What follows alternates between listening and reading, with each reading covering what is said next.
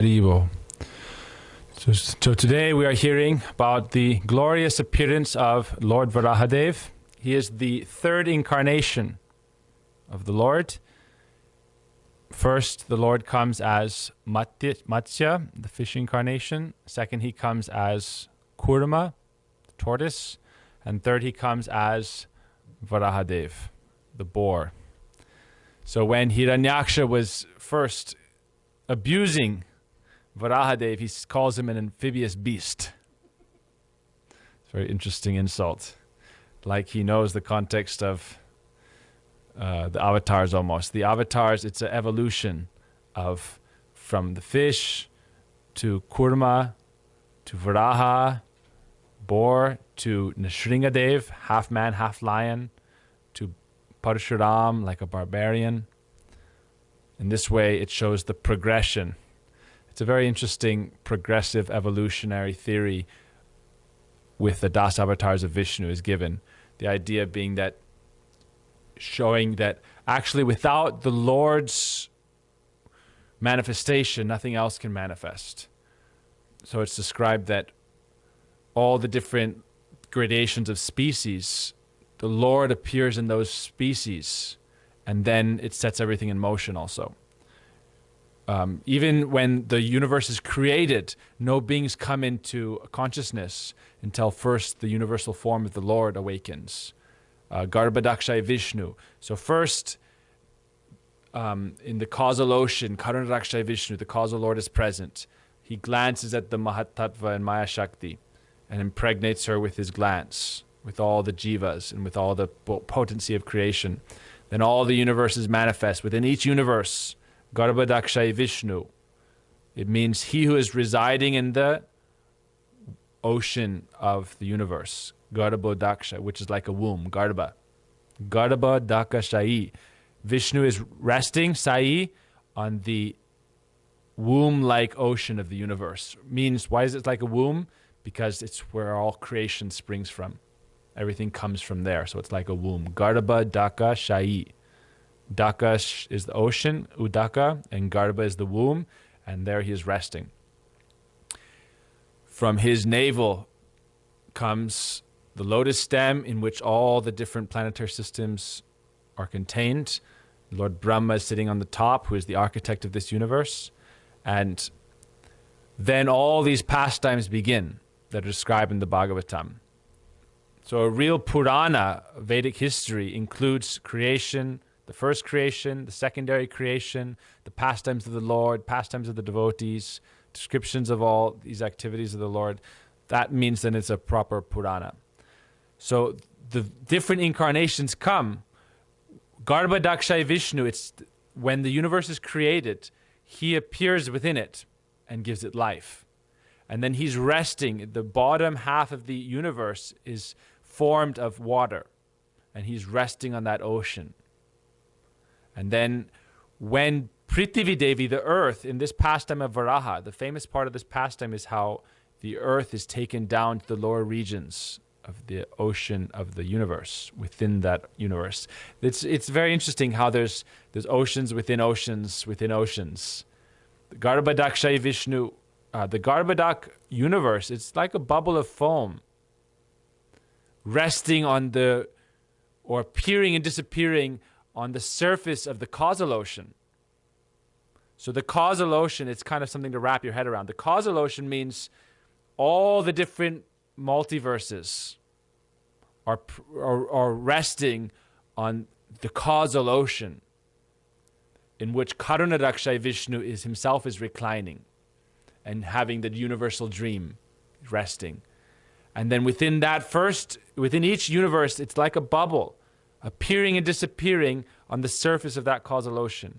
Within each of those bubbles, there's Garbhadakshay Vishnu resting, and it's half filled with his water that manifests from his own body. He's resting there. And then all the planetary systems are present, and all these pastimes of the Vishnu appear in each of those universes. And so when Brahma was creating, he created everything by the Lord's will, but nothing awoke. Nothing had an awakening until first they did puja. They worshipped Garbhadakshay Vishnu, did yagya, and prayed to him, and then he arose.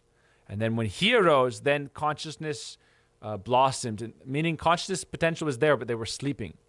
Because when all the universes are withdrawn within the Karnadakshay Vishnu, after the lifespan of each Brahma, in each universe, one of the architect of the creation is Brahma. When his lifespan is over, 100 of his celestial years, which is equivalent to billions and billions of our years on Earth, when his lifespan is over, then that universe and all the elements are withdrawn within another, like like Russian dolls, one shell within another shell within another shell.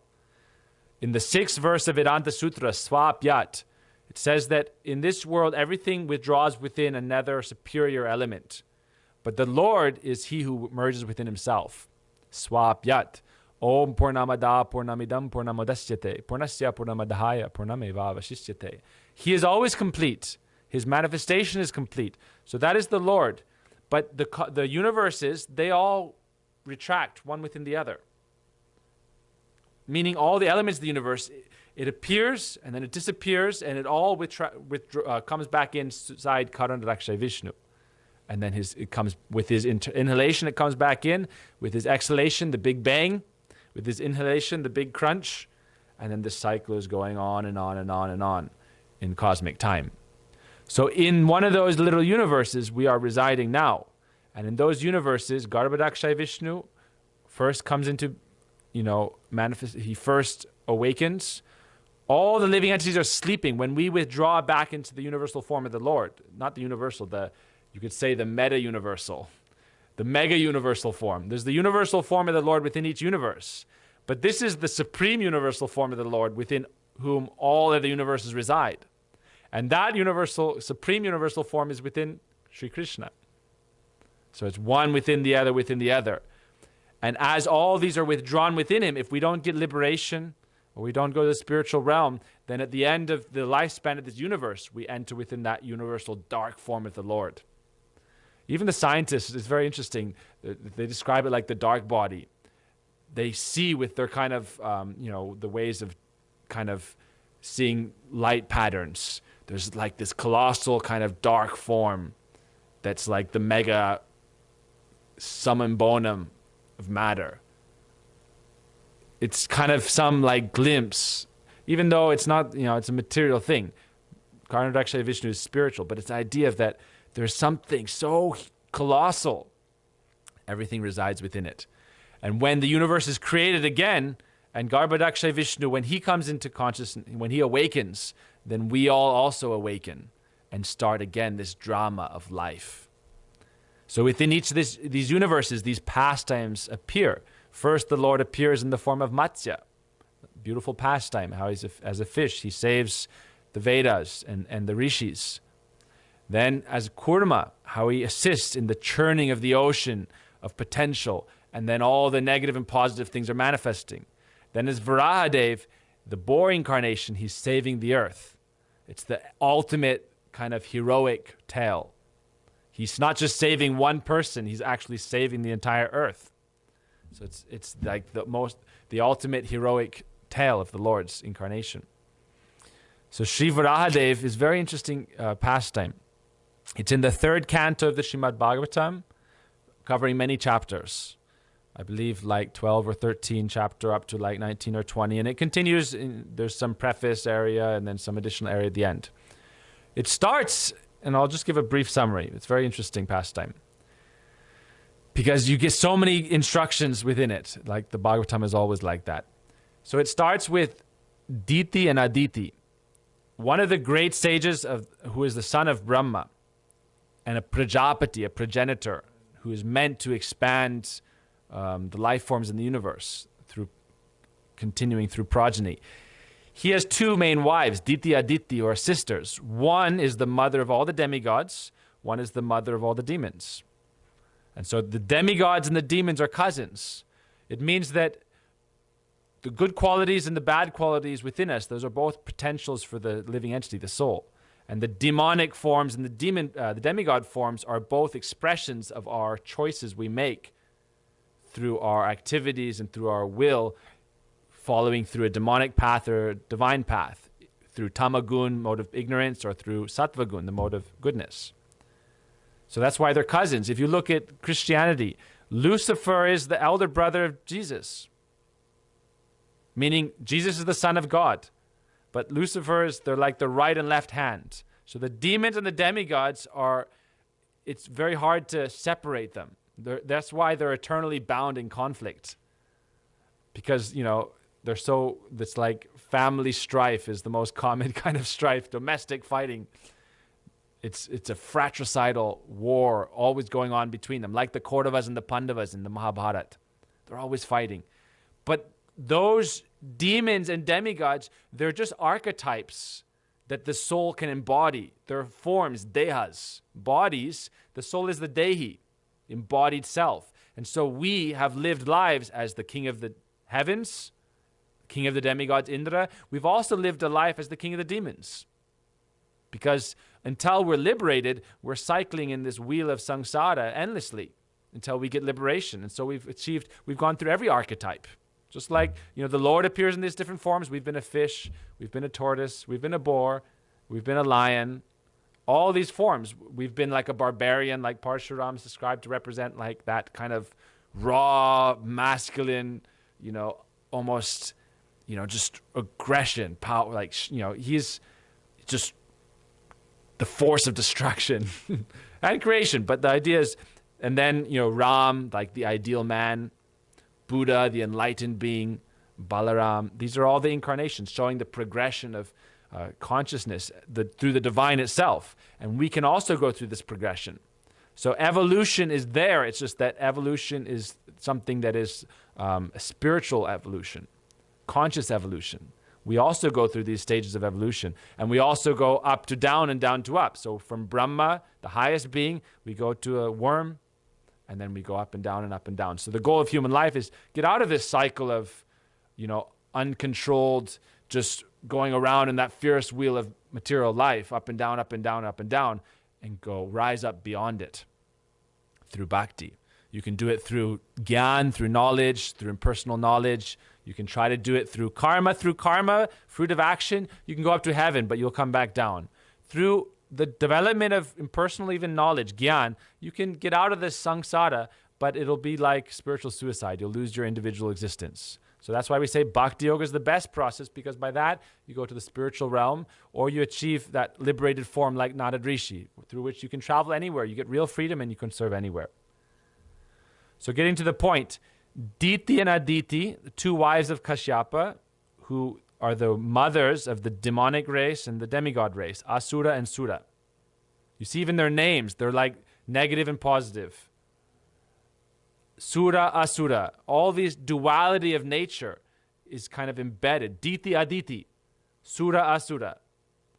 They're both two sides of the coin, material duality. And the most interesting thing about this pastime is that the demons that are most illustrious, glorious, they're all devotees. Because they are showing that this is actually one of the rasas. You could say, why do demons exist? To facilitate the Lord's enjoyment of Vira Ras, the chivalry fighting spirit, being a hero and saving the day. So even though there are many demons who are not devotees, the most famous demons in the Bhagavatam, they're devotees.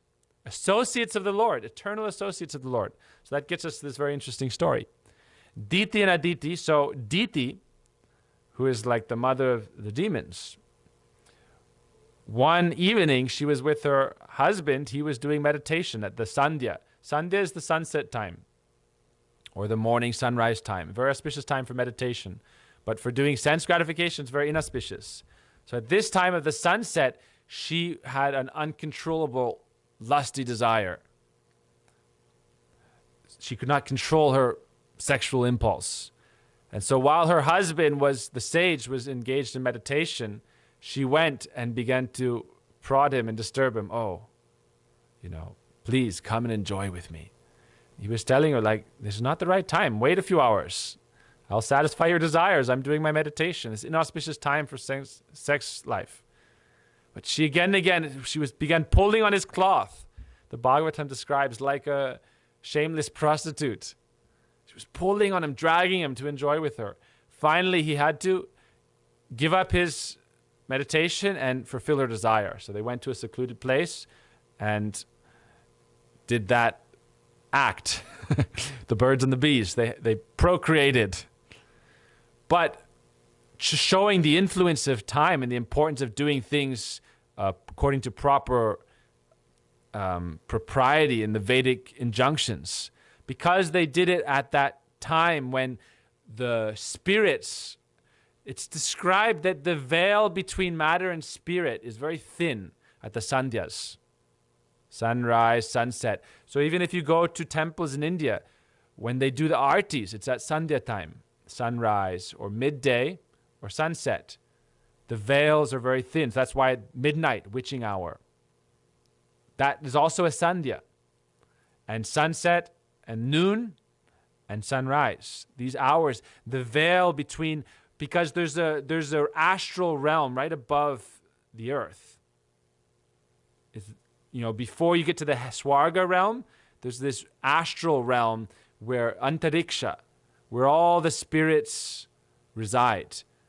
And so you can approach or the devas, the higher demigods, or the Lord himself, or you can also have the influence of the demons come in at that time.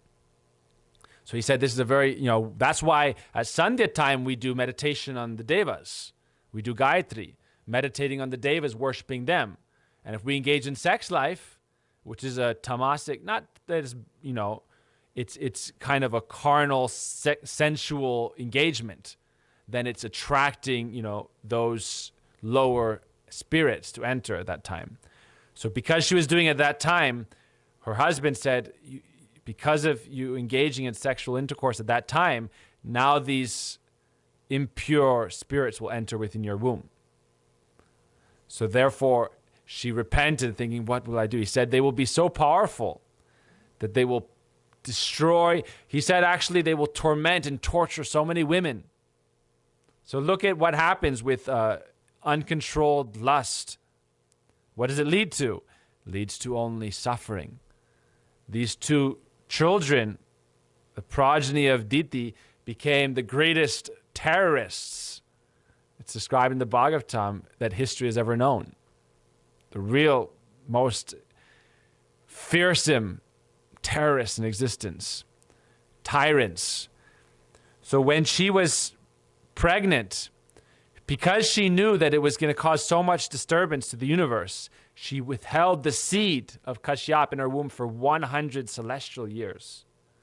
And that entire time, the force of her pregnancy and that power was so great, the universe began to shake and suffer, the force of it. The sun and the moon became darkened under eclipse.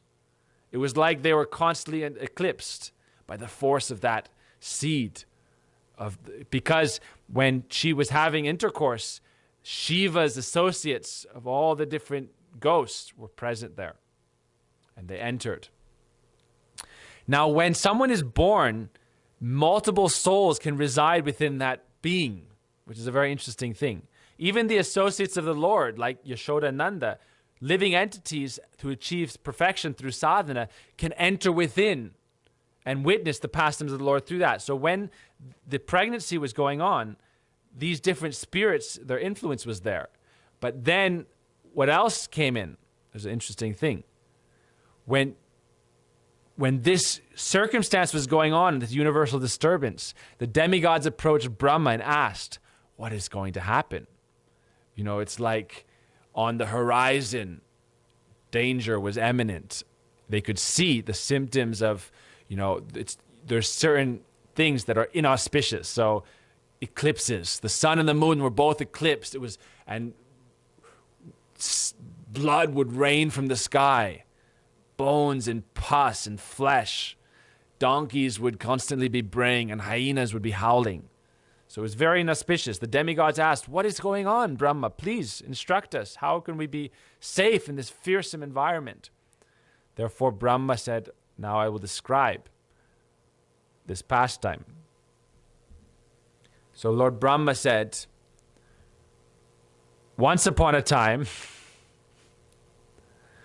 we'll do this quick now. We'll jump ahead. We heard from Vrindavan Prabhu the story of how Varahadeva battled Hiranyaksha. So we won't continue with that. We'll just lead up to that, and then those who everyone can watch those videos to see the rest of the story.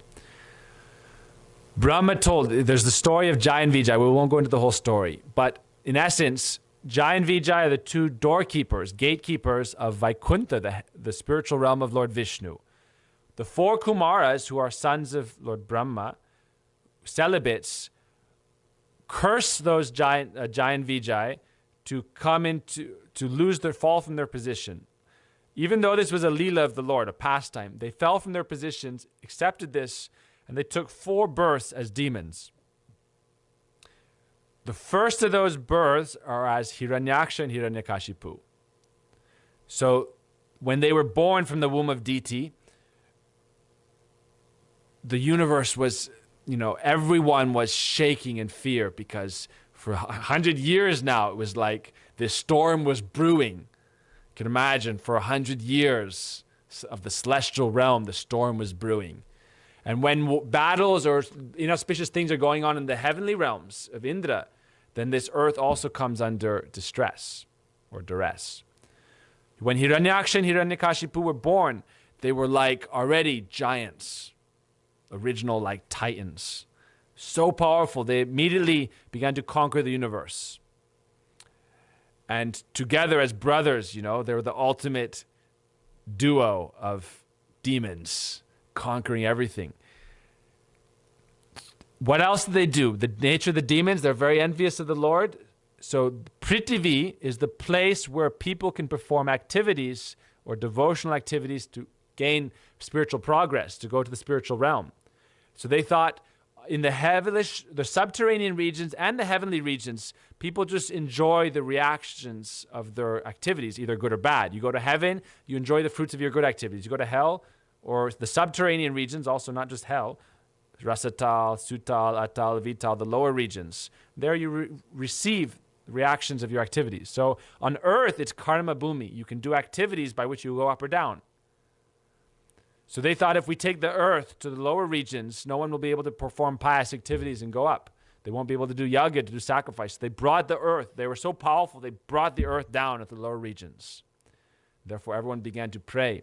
So Brahma narrated the story of Jai and Vijay and how they would appear as demons. And he said, ultimately, the Lord will save us. Don't worry. So they brought earth down. Then Lord Varahadeva appeared, very interesting, out of the nostril of Brahma. And he, very small form immediate, but then he took on a huge form, so large that the earth could fit on the tip of his tusk. So he took the form of a red boar, Rakta Varaha. There's 2 Varahas, Sveta Varaha and Rakta Varaha. The white Varaha and reddish Varaha. So this white Varaha is in Vaivashvata Manu, and one is in Chakshusa Manu, different ages. So this, when he fought with Hiranyaksha in the Bhagavatam, this is Rakta Varaha. So he brought the earth up, and at that time, Hiranyaksha, in just a parallel story that we didn't get to so much, he was wandering everywhere looking for a fight. So this is the original heavyweight championship battle. Jai and Vijay, it was arranged by Yogamaya, the Lord's internal pastime potency, that they would be cursed because they had a desire in their heart. The Lord wants to experience fighting, the chivalry rasa. And he doesn't fight with his devotees. He fights with the demons. So they said, let us serve the Lord in that way. So they took on this form as Hiranyaksha and Hiranyakashipu to give the Lord a good fight. And so when they went down, when they appeared, Hiranyaksha began to search everywhere because they easily conquered everyone in the universe, even the demigods. They were so powerful. But then they were looking for they couldn't find a good fight. They were undefeated. And, when you're that powerful, you want to find somebody with whom you can have a good battle, a competitive fight. So he went everywhere. He went and he finally went to Varunadeva in the ocean, the god of the ocean, who's described to be very powerful. So Varunadeva didn't want to fight him because he didn't want to get defeated. So he said, I'm old and weak now. You should fight with Vishnu. He is the most powerful. So that's how Hiranyaksha decided, let's fight with Vishnu. And he began to search him out. At that time, the Lord appeared as Varahadeva to lift up the ocean, the earth. And he brought the earth up to the top of the Garbhadaksha ocean. that ocean at the bottom half of the universe, and placed her there with his mystic potency that she would float on the waters. And then we heard they started to have this beautiful debate, not debate, but they began to taunt each other. Hiranyaksha began to ridicule Varahadev, and Varahadev began to insult Hiranyaksha. The Bhagavatam gives some examples, some verses of this. In the heavenly region, Bhagavatam is described to be hundreds of times larger. So we can imagine that these insults from between Varahadev and Hiranyaksha were much more, they could fill, volumes of our earthly text. So they were insulting each other back and forth, and then they began to fight. So I just wanted to give everyone an image of the size of the battle. The earth, he lifted her up on the tip of his tusk and placed her. And so they were, you can imagine the size they were in. The size of, hundreds of earths together. And so they were holding these maces to fight. Now imagine the head of the mace was the size of like Jupiter. Right? Jupiter is the size of many earths. So it was like massive. Maybe not Jupiter, but just to give you an idea, the size of these maces, and the demigods were witnessing this battle. So it's like the most amazing, if you ever want to, if you like heavyweight fights, boxing matches, where does this all come from? This is a rasa, vira rasa, chivalry, fighting. This is coming from the Lord. He is rasa vaisa, enjoying all rasa. So he's also enjoying this rasa of battle.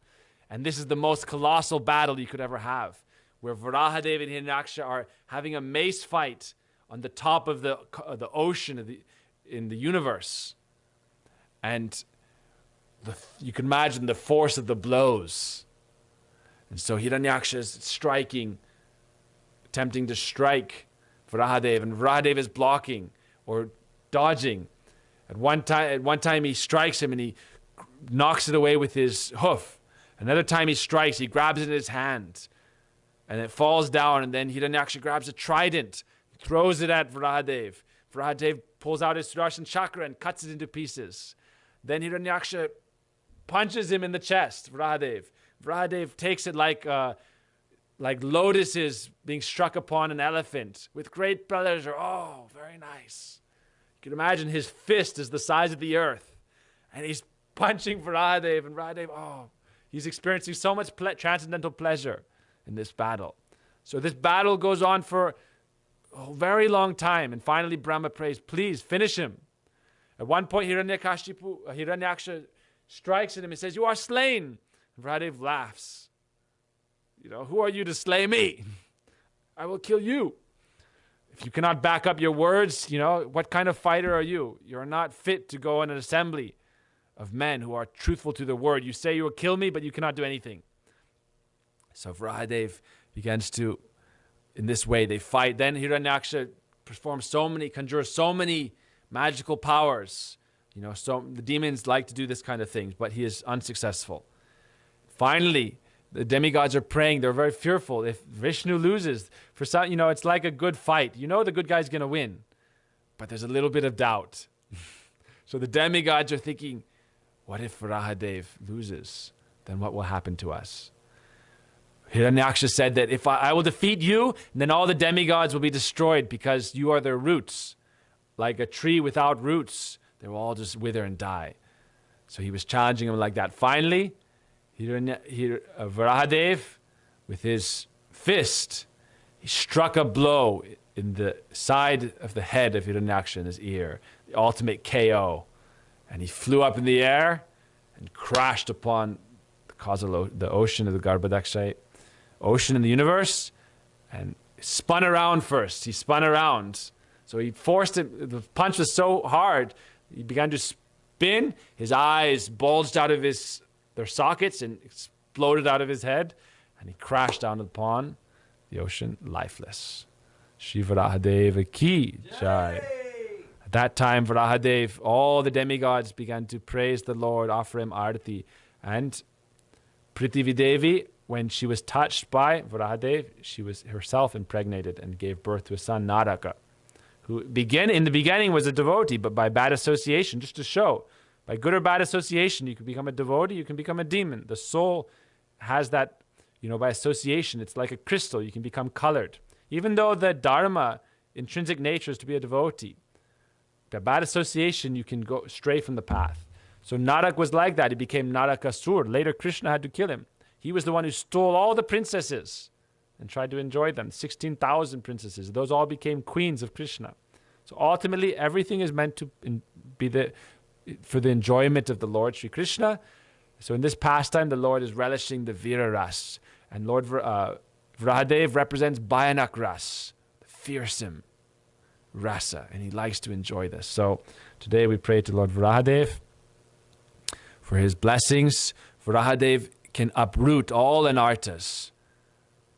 He is like a boar. So we pray that he goes into our hearts, which is filled with so much dirt and muck and mud, lust, anger, greed, and let him rip that out like a boar with his powerful tusks. Please rip out Hrid Granthi, the knots of the heart, and all that, Cheto Dharpana Marjanam. We cannot cleanse our heart without Varahadev's mercy. He is Das Avatar. We must honor and respect all the incarnations of the Lord. So to Varahadev we pray, please cleanse the Vaishnavas described, the mirror of our heart is filled with so much foul, gross, thick, greasy, black anarthas. So Varahadev, you is so merciful. He takes this form of a boar. He is not shy to do anything. He will go into our heart and cleanse all those millions of lifetimes of sinful activities we have done and create such a powerful layer of filth. We've done every sinful activity imaginable. So please, Varahadev, cleanse all these tendencies. Uproot the seed of sin. You can wash away all your sins by chanting Harinam. But pop beads, the seed, the root of the sinful tendencies, we must uproot those by the mercy of Lord Varahadev. So we pray to him. By hearing his pastimes, all sins are vanquished. All auspiciousness arises. So today we pray to Varahadev. Vancha kalpatarubhasya kripasindhubhya pritanang pavanebhyo vaishnavebhyo namo namaha. First of all, offering my heart like flowers unto the lotus feet, my Paramatama Guru Pada Padma. Srila Bhaktivedanta Narayan Goswami, Srila Gurudev. Secondly, I offer my heart like flowers unto the lotus feet of Supreme Acharya, Srila Bhaktivedanta Swami, Srila Prabhupada. I also offer my heart like unlimited flowers unto the lotus feet of our Guru Parampara. For without their causeless mercy, this world would not exist. Today we are very fortunate to be celebrating the appearance of Varahadeva. Today is very special Ekadasi, and Varahadeva are like together, and Nityananda Trayodasi coming soon. So I'm reflecting on the mercy of the Vaishnavas and praying they will let me enter into these pastimes. Why would I want to be in these pastimes of such vigilance and fighting and craziness? There are very special things happening when the Lord appears and his devotees call for him. So Varahadeva is the personified deity of Bhayanak Ras. This is the fear. The boar. The whore. This is the score.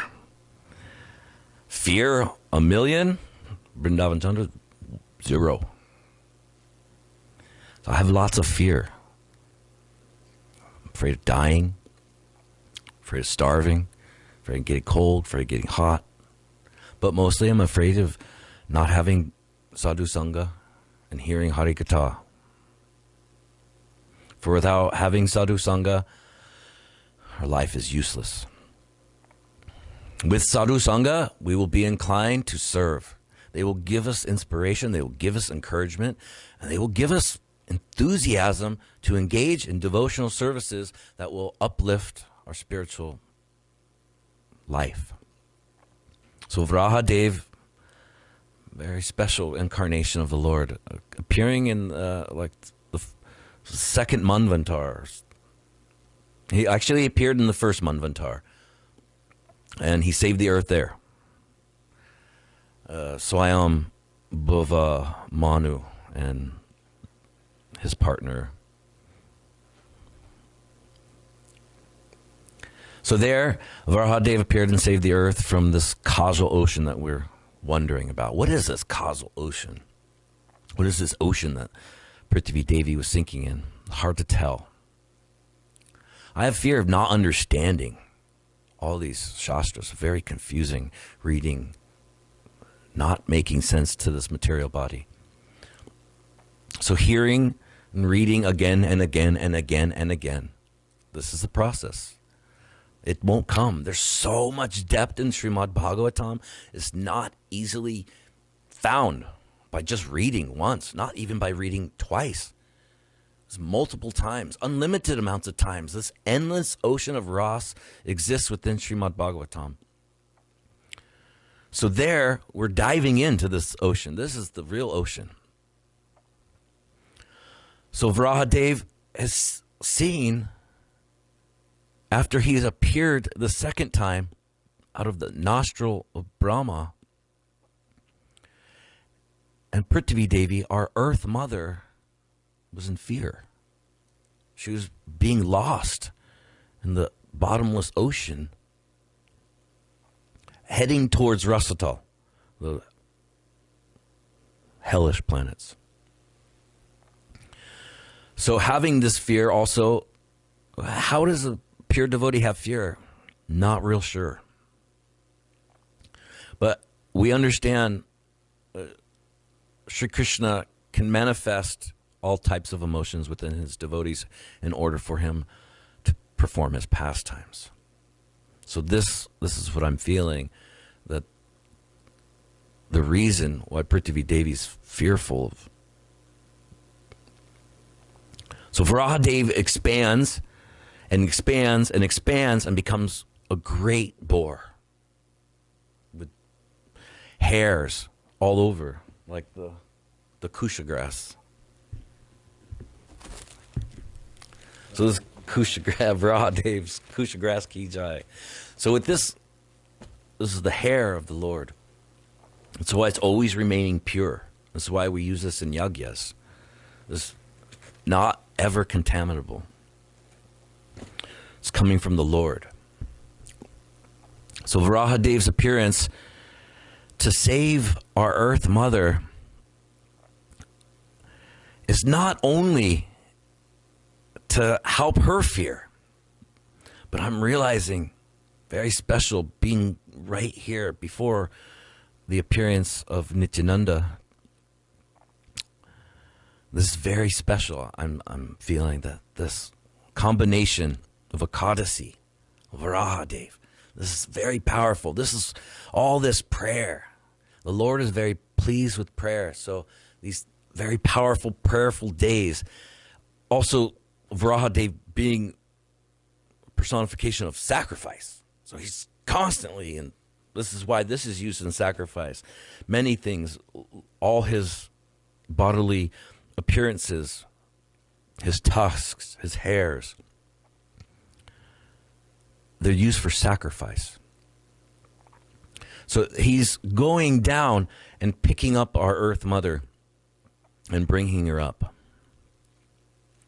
But this is where the real gruesome battle takes place. So now we'll take shelter of Srimad Bhagavatam in the 3rd canto, 18th chapter, where this battle goes on. Maitreya Muni, he's speaking. The proud and falsely glorious Dayita paid little heed to the words of Varuna. Oh, dear Vidura, he learned from Narad the whereabouts of the Supreme Personality of Godhead and betook himself to the depths of the ocean. He saw there the all-powerful personality of Godhead in his boar incarnation, bearing the earth upward on the ends of his tusk and robbing him of his splendor with his reddish eyes. The demon laughed. Oh, an amphibious beast. The demon addressed the Lord. O best of the demigods, dressed in the form of a boar, just hear me. This earth is entrusted to us, the inhabitants of the lower regions, and you cannot take it from me by my presence. You cannot take it from my presence and not be hurt by me. You rascal, you have been nourished by the enemies to kill us, and you have killed some demons by remaining invisible. Oh, fool, your power is only mystic, so today I will enliven my kinsmen and by killing you. The demon continues.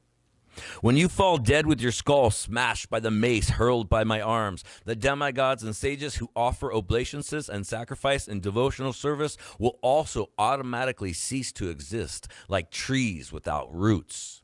Although the Lord was very pained by this shaft-like abusive words of the demon, he bore the pain. No pun intended. But seeing that the earth on the ends of his tusks was frightened, he rose out of the water just as an elephant emerges from its female companion when assailed by an alligator.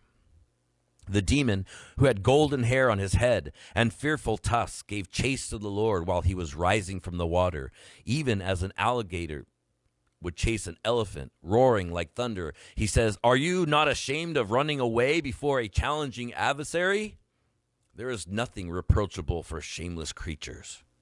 The Lord placed the earth within his sight on the surface of the water and transferred her to his own energy in the form of the ability to float on the water.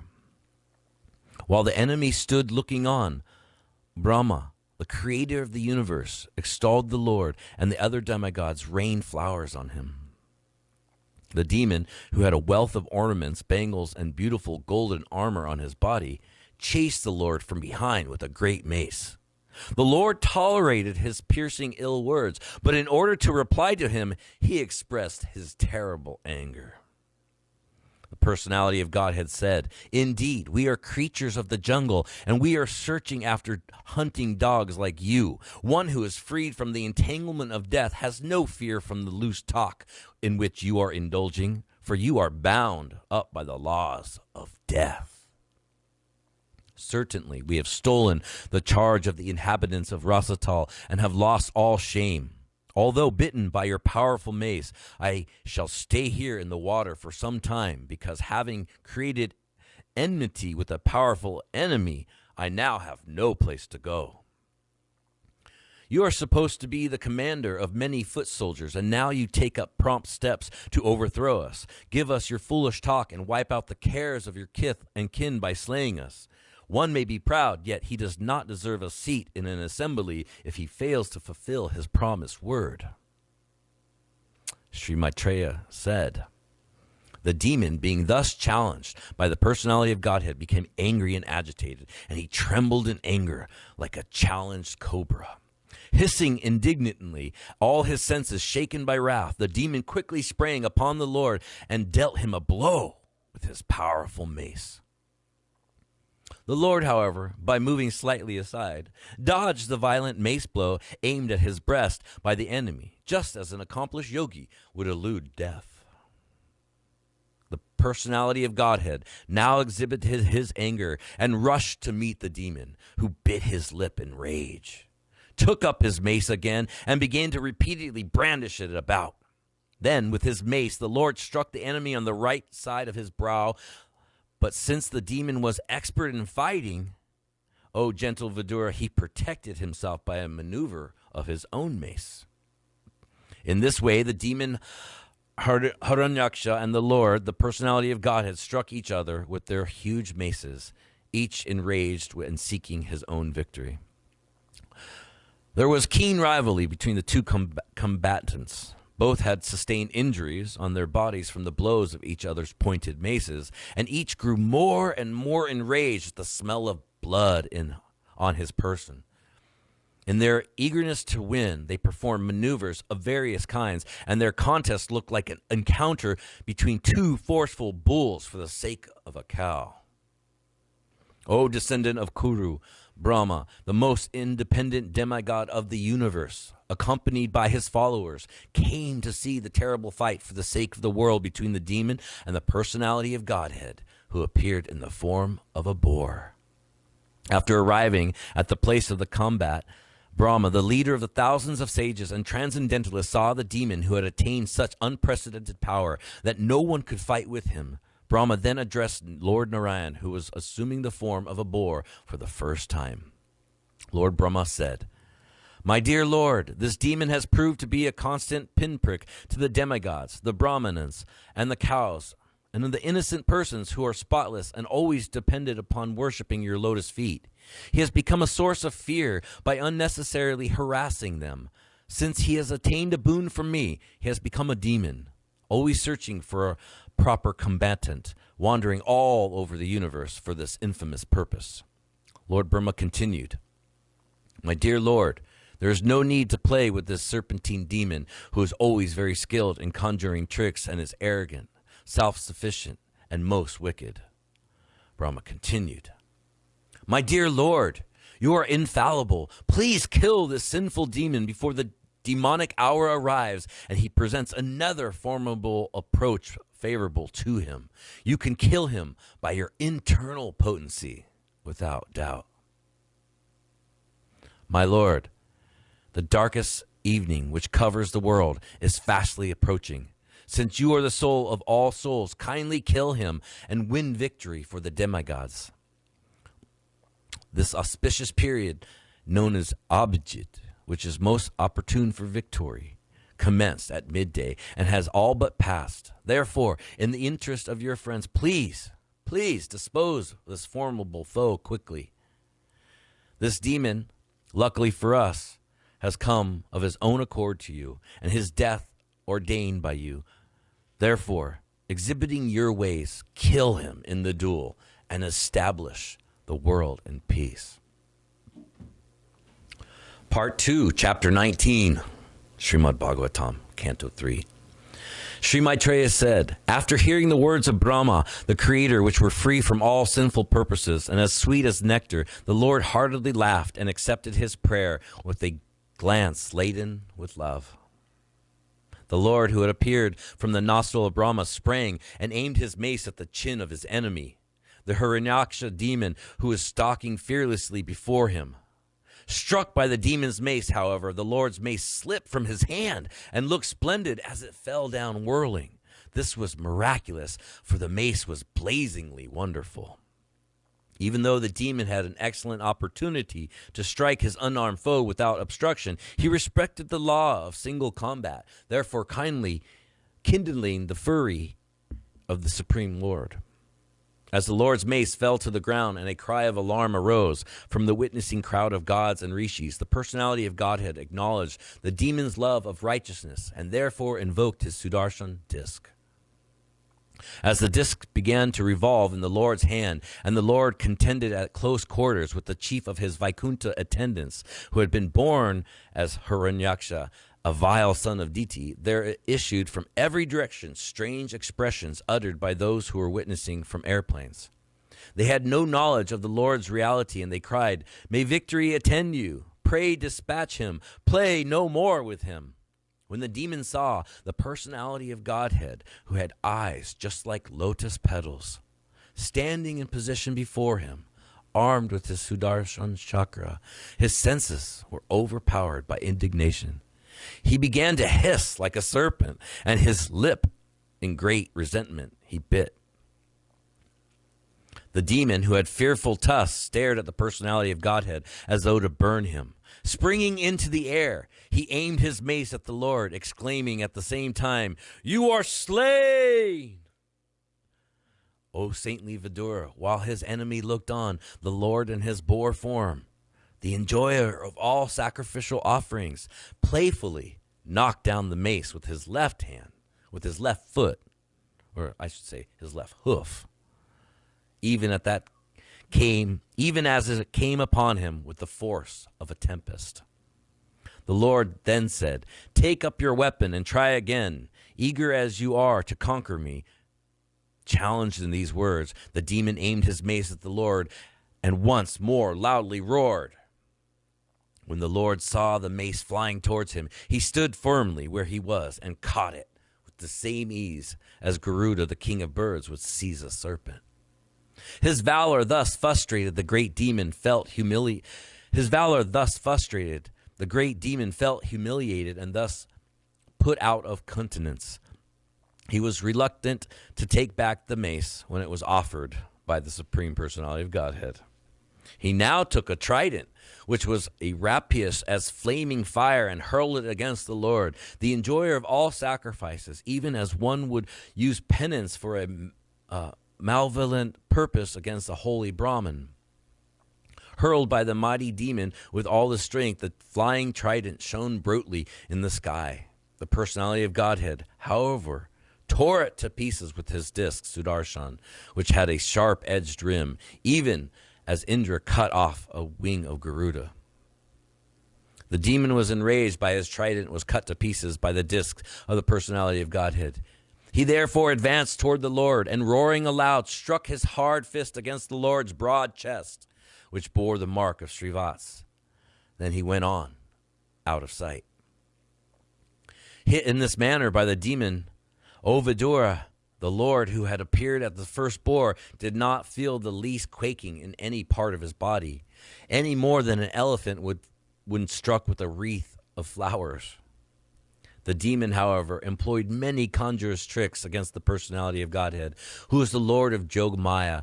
At the sight of all of this, the people were filled with alarm and thought that the dissolution of the universe was near. Fierce winds began to blow from all directions, spreading darkness.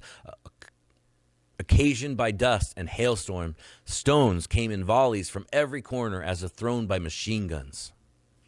The luminaries in outer space disappeared due to the skies being overcast with masses of clouds, which were accompanied by lightning and thunder. The sky rained pus, hair, blood, stool, urine, and bones. O sinless Vidura, mountains discharged weapons of various kinds, and naked demonesses armed with tridents appeared with their hair hanging loose. Cruel and savage slogans were uttered by the hosts of ruffian yakshas and rakshasas, who either marched on foot or rode on horses, elephants, and chariots. The Lord, the personal enjoyer of all sacrifice, now discharged his beloved Sudarshan, which was capable of dispersing the magical forces displayed by the demon. At that very moment, a shudder suddenly ran through the heart of Diti, the mother of Hiranyaksha. She recalled the words of her husband, Kashyapi, and blood flowed from her breasts.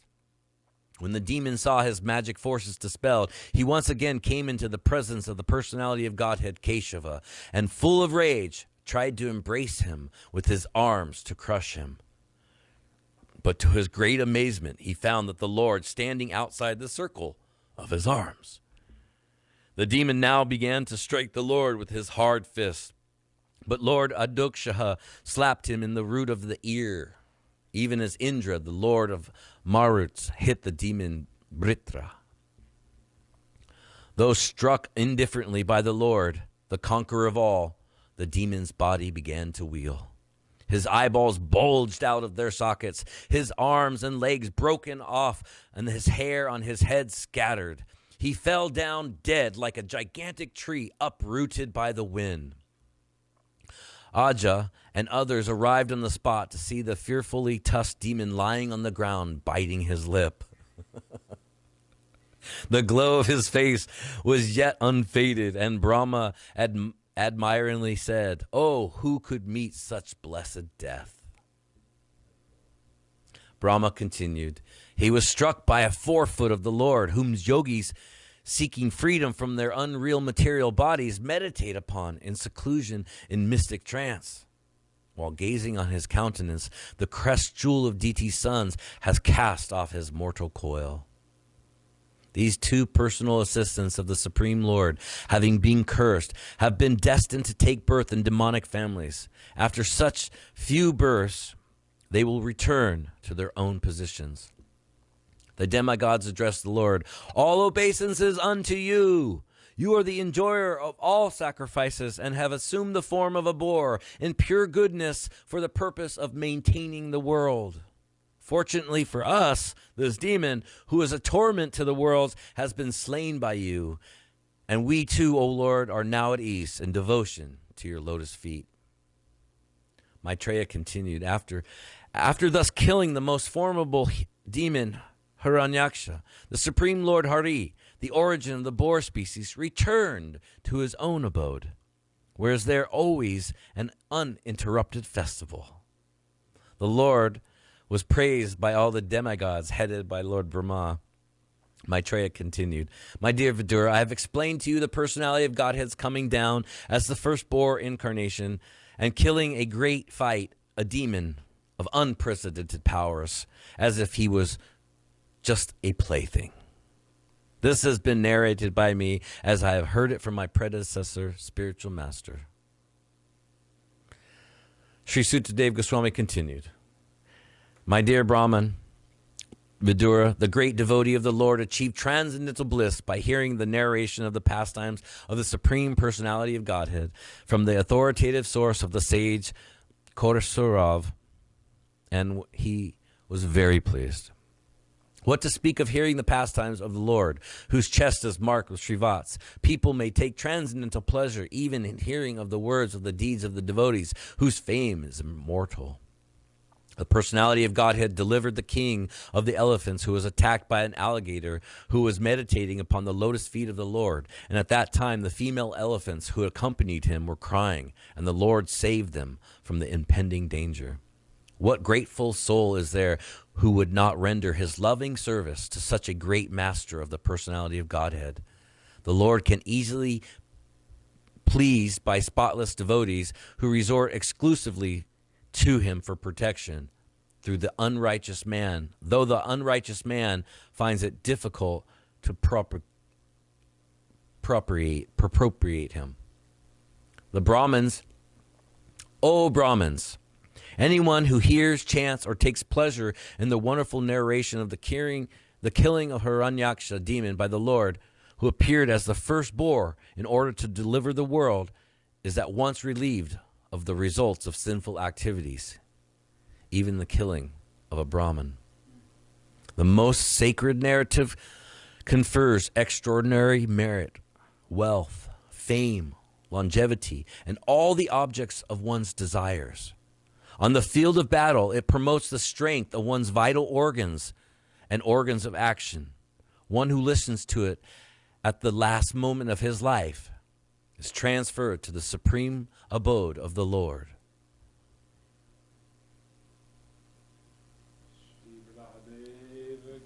Jai. We are looking